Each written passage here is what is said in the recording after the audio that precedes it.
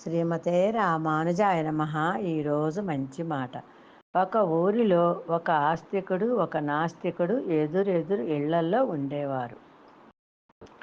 ఆస్తికుడు పరమ విష్ణు భక్తుడు. ఆ ఇద్దరూ కొద్ది రోజుల తేడాలో చనిపోయారు.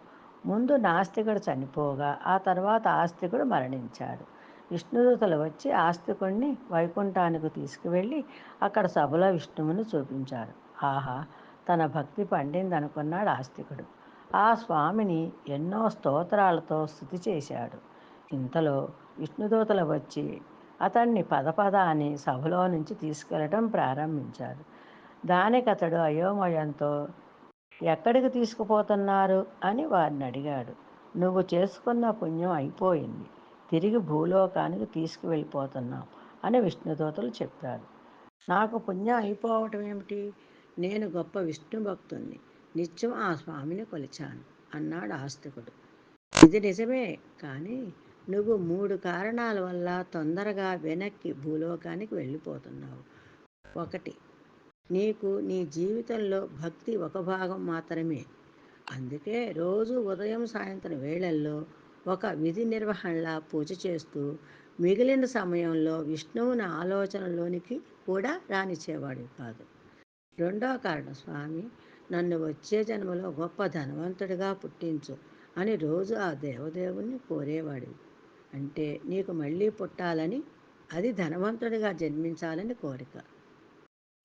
ఇక 3వ కారణం, రోజు పూజ పూర్తవగానే ఒక్కసారి కనపడుతండి చాలు అని కోరుకునేవాడివి. అందువల్ల నీకు కేవలం ఒక్కసారి మాత్రమే విష్ణు దర్శనమైంది. మళ్ళీ పుట్టాలనే కోరిక ఉన్నందున భూలోకానికి వెళ్తున్నావు అని చెప్పారు. అదే సమయంలో ఆస్తికునికి విష్ణు సభలో నాస్తికుడు కనిపించడంతో అతడు నివ్వెరపోయాడు. వీడెలా వచ్చాడు ఇక్కడికి? వీడు నాస్తికుడు కదా అని అతడు విష్ణుదూతలను అడిగాడు. దానికి వారు, అవును నిజమే, అయితే బ్రతికున్నంత కాలము ఇతడు దేవుడు లేడు దేవుడు లేడు అంటూ తెలియక చేసిన నీకంటే ఎక్కువగా భగవన్నామ స్మరణ చేశాడు. ఎలాగైనా తప్పులు పట్టాలనే ఆలోచనతో పురాణ ఇతిహాసాలను ఉపనిషత్తులను ఎన్నో మార్లు చదివాడు. వ్యతిరేకంగానైనా సరే నీకంటే ఎక్కువగా భగవంతుడి గురించి ఆలోచించాడు. మరొక ముఖ్య కారణం, ఇతడి ఇంట్లో ఇతడు తప్ప అందరూ ఆస్తికులే. ఇతడి భార్య విష్ణుమూర్తి భక్తురాలు, కొడుకు నారాయణ అని పేరు పెట్టుకుంది. గడిచిన నెలలో వైకుంఠ ఏకాదశి మరునాడు ఉదయం ఆమె పాయసం చేసింది. వీడి ఇంటి అరుగు మీద కూర్చొని ఆ పాయసం తింటుండగా పొలమారింది.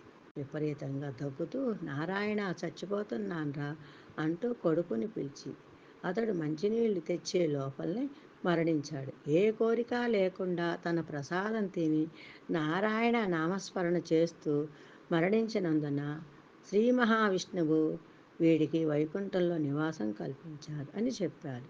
భక్తితో పాటు భావన కూడా చాలా ముఖ్యమని ఆస్తికుడు చాలా ఆలస్యంగా తెలుసుకున్నాడు. అయితే మరుజన్మలో అతడు తన పాత తప్పుల్ని పునరావృతం చెయ్యలేదు. మనసారా విష్ణువును కొలిచి చేసిన కర్మల ఫలితాన్ని ఆ పరమాత్మకు ధారపోయటం ద్వారా పాపపుణ్యాలు అంటని మహాయోగి అయ్యాడు. తెలియక చేసిన భగవన్నామ స్మరణతో నాస్తికుడు వైకుంఠంలో స్థానం పొందితే, మరుజన్మలో స్వామిని త్రికరణ శుద్ధిగా పూజించిన పుణ్యంతో ఆస్తికుడు చివరకు ఆ స్వామి హృదయంలోనే చోటు సంపాదించుకున్నాడు. జనన మరణ చక్రం నుంచి విముక్తి పొందాడు. జై శ్రీమన్నారాయణ. శ్రీమతే రామానుజాయ నమః.